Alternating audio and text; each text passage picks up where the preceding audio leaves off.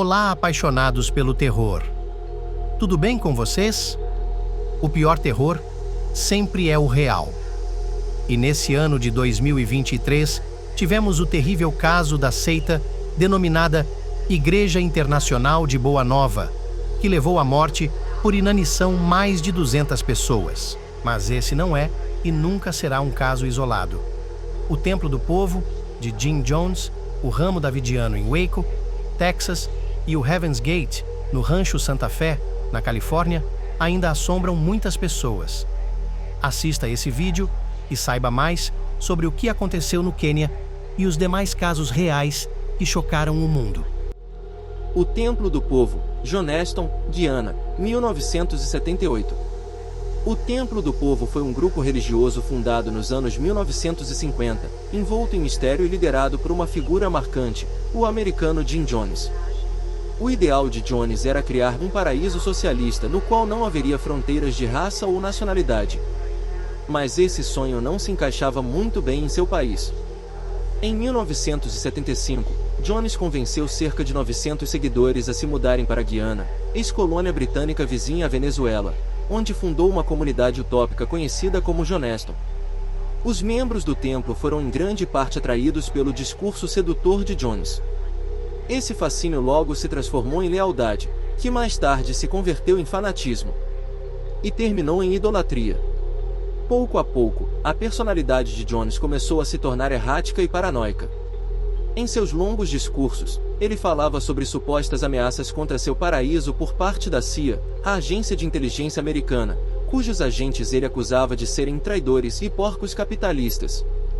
Também houve relatos de abusos contra membros da seita. Nas chamadas Noites Brancas, eles simulavam suicídios coletivos. Na última Noite Branca, Jones ordenou que sua congregação tomasse refresco com cianeto. A informação chegou aos ouvidos do deputado pela Califórnia Léo Ryan, que organizou uma viagem a Joneston para investigar a situação. Mas a missão terminou tragicamente quando membros do Templo do Povo atiraram em Ryan e em vários de seus acompanhantes. Foi então que Jones mandou reunir todos os membros da comunidade, a quem pediu uma noite branca final. Vamos acabar com isso já. Vamos acabar com esta agonia. É possível ouvir ele anunciando em gravações obtidas por uma investigação do FBI, a Polícia Federal Americana. Os membros da congregação, alguns voluntariamente e outros forçados, incluindo 300 crianças e bebês, tomaram um refresco adulterado com cianeto. No total, mais de 900 pessoas morreram. Algumas pessoas que haviam se escondido sobreviveram. Jones foi encontrado morto com um tiro na cabeça. O massacre foi registrado como o maior suicídio coletivo da história. Ramo Davidiano, Waco, Texas, 1993.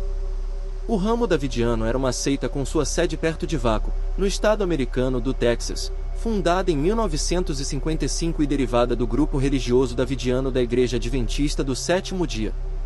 Em 1981, Vernon Ovell, um jovem que vinha de uma família disfuncional e tinha antecedentes criminais por relações sexuais com uma menor de idade, entrou para a seita davidiana.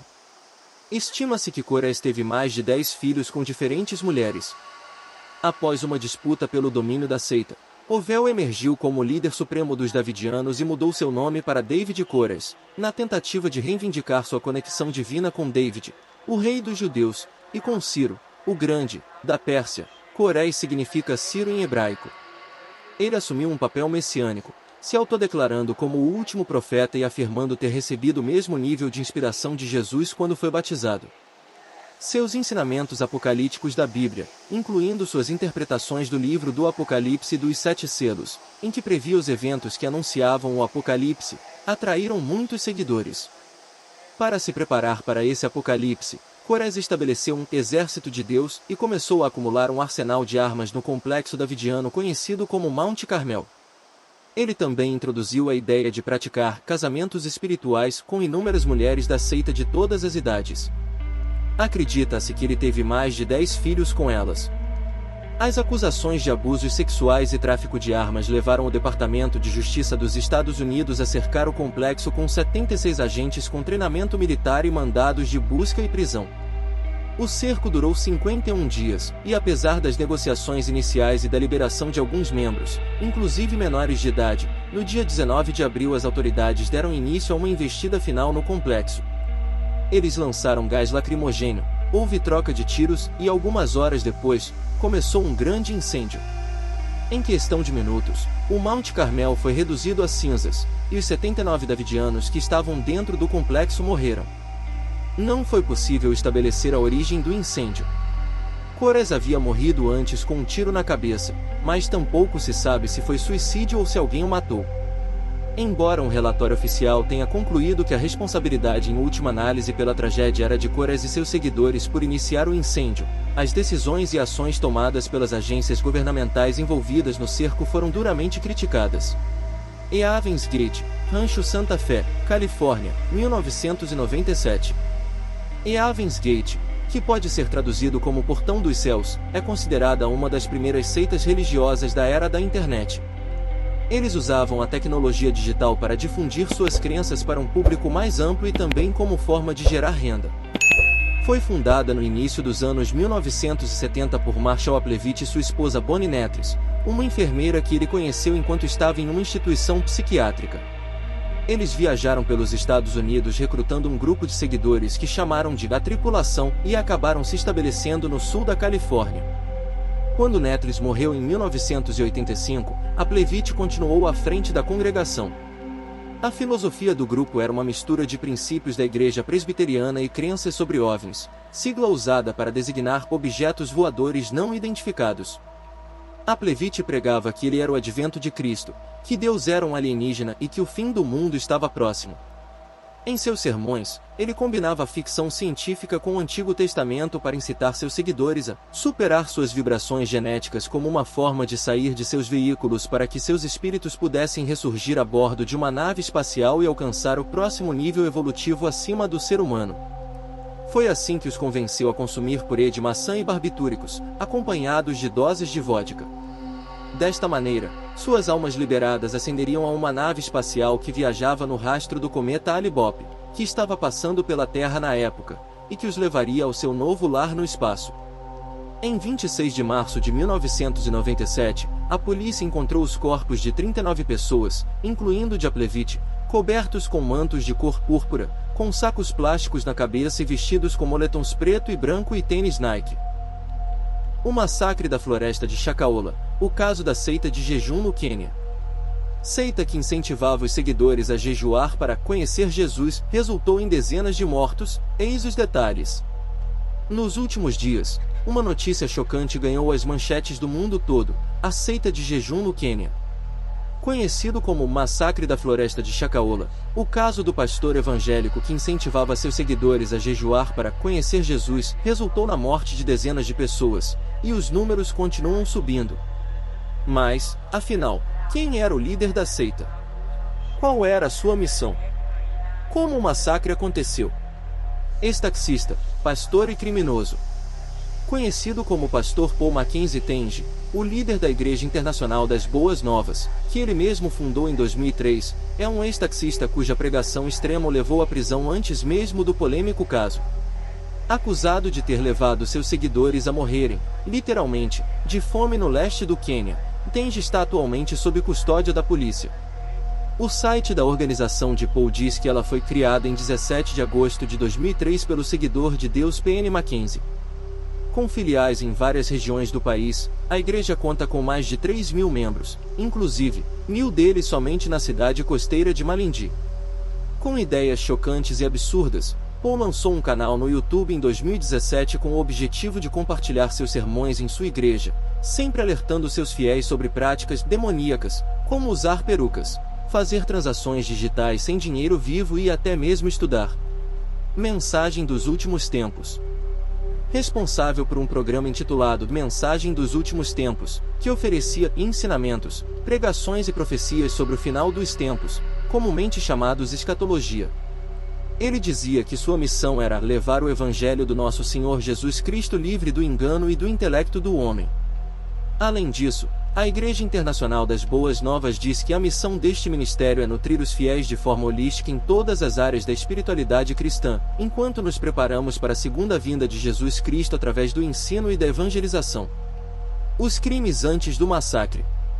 O líder da seita foi preso pela primeira vez este ano, por promover a não escolarização das crianças, afirmando que a educação não era algo reconhecido pela Bíblia.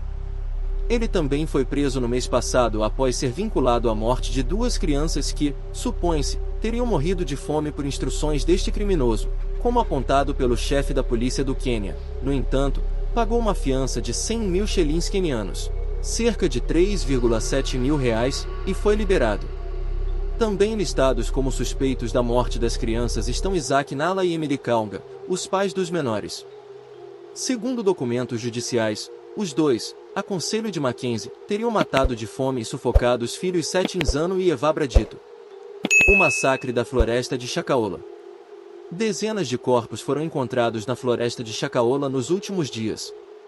Segundo informações divulgadas pelo ministro do Interior do Quênia, nesta terça-feira, 25, o número de mortos já soma 89. Já o número de sobreviventes encontrados, bem debilitados, até agora é de 34. Todos eles seriam membros da igreja fundada por Paul Mackenzie Tenge. O número de vítimas, que inclui diversas crianças, é provisório. Afinal, segundo a Cruz Vermelha do país, 212 pessoas foram registradas como desaparecidas. Os investigadores trabalham em uma floresta de 325 hectares, que fica próxima da cidade costeira de Malindi, em busca de valas comuns. A maioria dos corpos exumados é de crianças, disse um legista à AFP. Segundo a fonte, foram encontradas valas com até 6 pessoas. A cada dia que passa, há uma chance muito grande de que outras pessoas morram, disse Hussein Khalid, diretor executivo da ONG Aqui África, que alertou a polícia sobre as ações do líder do grupo. O horror que vimos nos últimos 4 dias é traumático. Nada te prepara para ver covas rasas com crianças dentro, acrescentou. As mortes são o resultado da lavagem cerebral feita por Paul em seus seguidores, que promovia o jejum entre os fiéis como uma forma para conhecer Jesus. Além disso, segundo a imprensa local, o líder da seita também incentivava pais a matarem seus filhos em nome de Deus. Bem, amigos, mas isso não é tudo. A cada dia, novas seitas surgem em todo o mundo, e seus líderes podem até não ser tão radicais como os que vimos nessas 4 histórias, mas eles manipulam as mentes da mesma forma, forçando-as a doar tudo o que têm para essas seitas, que chamam de igrejas, com a desculpa de serem dízimos, ou mesmo uma passagem para o reino do Senhor. Enfim, quem acredita que acredite.